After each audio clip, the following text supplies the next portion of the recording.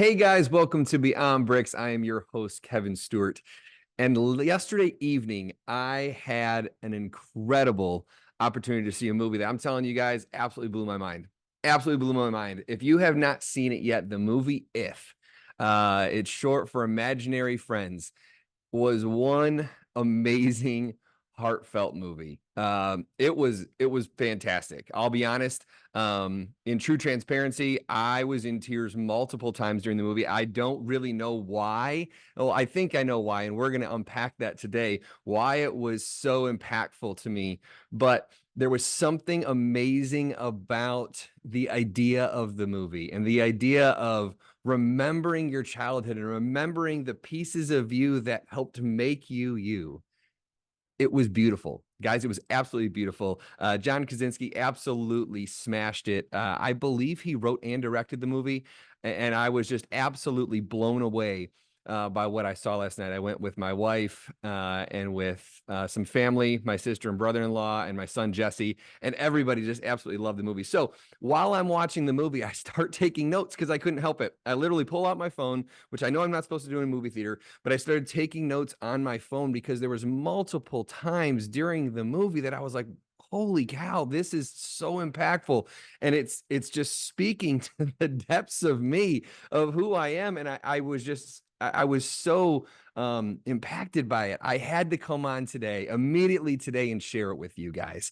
And I believe that there's something special about the idea of an imaginary friend, the idea of for my son, it's his stuffy, it's his stuffed animal. He's surrounded with stuffed animals. He absolutely loves them. But there's something about that. There's a comfort to it. For me, it was Teddy. Teddy was my stuffed bear, and I still have Teddy. In fact, I forgot I was going to bring him with me here today, but he's in my office at home. He's actually up in the top, still looking down and still keeping an eye on me. I thought about that multiple times last night, and guys, there was something that hit me, that struck me, and you've heard me talk about on this podcast before, but in some of my darkest hours, that office and putting that office together helped pick me back up. It did something. I surrounded myself with things that I loved and things that were special to me and things that were important to me. And guys, Teddy was one of those. I know that sounds odd, but I swear, when our dog Winston, he's old now, he's 14 years old. When we first got him, Teddy was still at my house and for some reason was on the floor in the house where we lived. And Winston went and grabbed him. Now, Winston, if you have met him or know anything about him, he will take out a stuffed animal in no less than 30 seconds. He'll have it completely destroyed. Completely destroyed. I have never moved so fast in my entire life to protect Teddy. Never. I have never moved that fast. It's the most spry I've ever been in my entire life to protect Teddy, my stuffed animal that I grew up with. He was my protector. He was my comfort for my daughter. She's got two of them. She's got Tigger and Tiggy in her blankie. They go everywhere with her. They are what keep her comfortable. They're what keep her happy and what make her feel safe. There's something about this idea and concept that makes us feel safe. But the first question I want to pose is, when did we lose that? When did we as adults decide that that stuff didn't matter anymore? That was childish, there wasn't somebody looking out. There wasn't somebody looking over our shoulder protecting us. I think that's part of why children are fearless. I think that's part of it. I think that's why they imagine and can see themselves doing anything, because they still believe. They believe in their imaginary friend. They believe in their stuffed animal. They believe in their Teddy having their back no matter what. They believe in that protection. They believe in that safety. And so what do? They don't move around with fear. They don't make decisions out of fear. They don't make decisions because it's cool or it's what others want them to do. They just do it. Guys, that's beautiful. And when did we lose that? When did I lose that? I don't want to lose that. Guys, I want that feeling back, because that feeling is amazing. That feeling can help you move mountains. It can help you change the world. It can help you become the best version of who you want to be. We've talked about that so many times on this podcast about finding that basis, finding that core nucleus of who you are, those non-negotiables, the foundational pieces of who you are. You know, the foundational pieces of me, one of the huge ones is that I love to have fun. I have to have fun. One of my non-negotiables is have fun. My other non-negotiable at the end is believe. I want to believe. I want to believe in something better. I want to believe in something bigger. I want to believe in something great. I want to believe. Guys, I want to believe in imaginary friends again. I do. I actually want to believe in that because it was beautiful.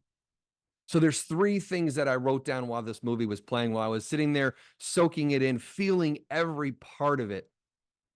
And so I wrote down three things that I found that imaginary friends do for us, or did for us, or could still do for us. But what is it that they did? What is it about that safety piece? And what is the beauty behind that? So the first thing is they remind us of who we are, even when we forget ourselves. I can tell you guys, I have forgotten myself multiple times. I've forgotten who I am. I've made mistakes and I've gone down paths where I forgot who I was. And you want to know what?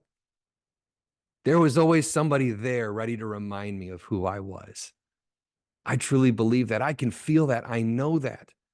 There's a part in the movie, a gorgeous part in the movie where this gal is dancing and she hears a record and she immediately starts dancing like she did when she was a child, and her imaginary friend is standing there doing the exact same motions with her. It reminded her of who she was. It reminded her of deep down inside who she was and what she loved. It was an amazing thing. The second piece is they inspire us to do the things that we love. They inspire us to dance when no one's watching. They inspire us to sing out loud when everyone's watching. They inspire us just to do the things that we love. There's something inspirational about an imaginary friend when you can have a conversation with somebody that isn't judging you, that is just loving you for who you are. So what does that do by nature? It challenges us. It challenges us and inspires us to do the things that we love every single day. That's a concept that I can get down with. That's a concept that I can absolutely buy into. And the third thing that I wrote down is they have our back. Our imaginary friend has my back. Teddy, I still believe, has my back. They give us the courage to take the next step even when we are most scared. So I don't know if you've ever had a time in your life where you are terrified, where you're walking into a meeting. Inside the movie, there was a guy and his imaginary friend was trying to reconnect with him. And I got super emotional during it. I may get emotional now talking about it, but the guy's sitting there before a business meeting and you can tell he's super nervous. He's crazy nervous. He's got his suit on. He's prepared. He's got his notes. He's reviewing through them as fast as he can, but he is scared. You can tell he's getting ready to go into a board meeting and he's terrified. And his imagined friend is sitting there trying to talk him through it. And they start reconnecting and they start feeling it. And then he gets up and it's time to go. It's time to perform. It's time to go into the meeting and do what he's supposed to do, even though he's so scared. He's terrified. He's almost trembling. And he stands up and he walks towards the door. And his imaginary friend puts his hand on his shoulder and reminds him, I've got your back. And immediately he feels the calm. He feels the calm before the storm, before the doors open. And when the doors open, he walks through with confidence. He walks through knowing that he can do it. He walks through knowing that he is going to do what he's meant to do because he felt the hand on his shoulder. He felt the hand of support on his shoulder.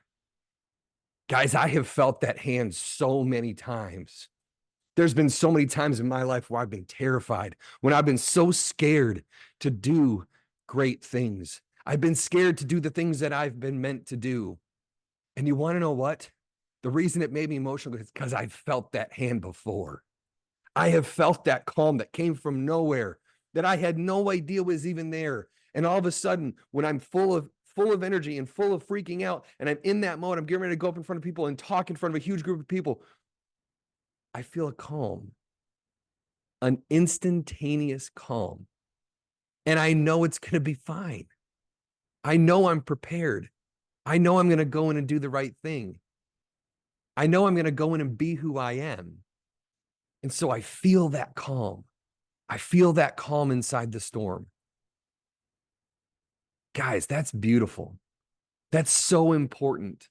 That's something that I have to believe in. I have to believe that that is possible. I have to believe that somebody is looking out over my shoulder and when I need them most is there to put their hand on my shoulder and have my back. That's something that I have to believe in. And guys, it's something I'm going to challenge you to believe in too, because whether you believe it or not, someone is looking out for you. Someone has your back. You're able to be great. You're able to do the things you want to do. You are able to be yourself because someone is there watching over you that is not going to judge you, is going to love you no matter what, and honestly believes in you, believes that you can do it, and believes that you're going to do it.